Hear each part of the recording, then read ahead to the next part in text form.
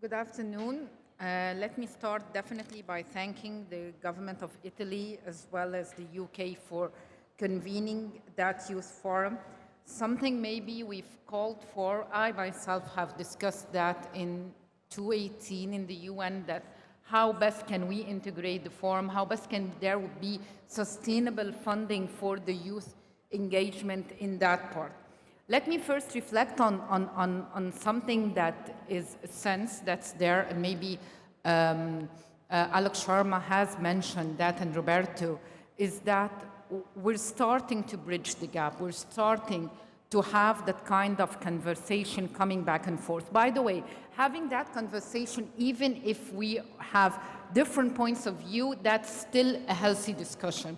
It's a healthy discussion because it does build trust and confidence. And that's the first thing that we needed to have during our process of the climate negotiation and the climate action.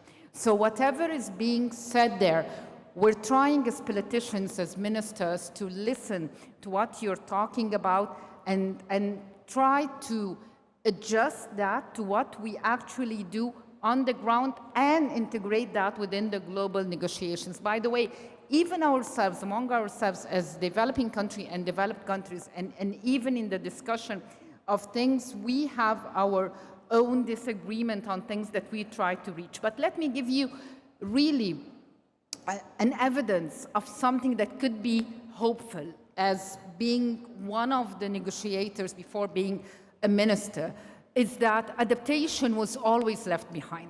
And adaptation is the most critical thing for the developing countries, for the vulnerable groups, for the LDCs, the SEDS, and so forth. Now we're having that really happening in the COP26 in the way forward to Glasgow.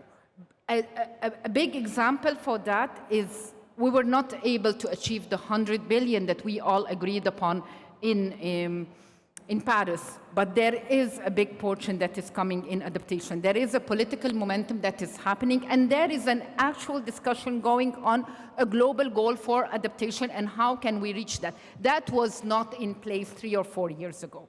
That's why I'm telling you there is hope as long as you keep talking and as long as you keep even presenting ideas.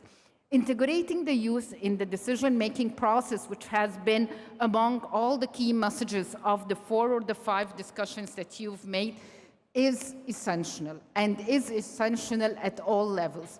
Maybe Egypt had started that, like understanding how we have the youth in that platform by creating the World Youth Forum that we have started early in 2015. It did bring us so many benefits in listening to the youth, bringing the youth all around the world. In 2019, we integrated a special session on climate change, but that is not enough.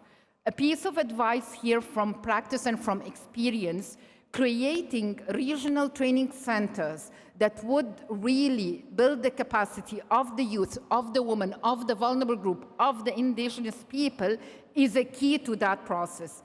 If we only convene platforms without packaging that with real capacity development and training at the national levels, we will not moving forward. Another parallel thing that we need to accelerate, and I feel around the room the vibes of the youth in working on that, is the education. In Egypt, we started 2 years ago changing our whole educational system, but part of that, we've integrated the climate change and the biodiversity as part of the curriculum for the youth starting the age of 5 years old until 16 years. Another third reflection that I think is really important, but that's based on the experience and the technicality rather than the ideas that were generated. You talked about nature-based solution. I love the idea of having tourism as a central part that was created within your discussion. And you talked about as well the creatures and the biodiversity and how they're able to sustain. The three are connected together. If we think loudly as politicians and ministers of the ecosystem-based approach and what the world would look like post-2020, framing that discussion with the global climate negotiation, we will be able to have funding that would serve both purposes. It's not either or. It's not climate change or biodiversity. It's not protected area. They are both together. The people, the planet, the climate, and the whole ecosystem. That's the essence of how we would like to direct that discussion, and we will be able to do it as long as you keep pushing and discussing and innovating.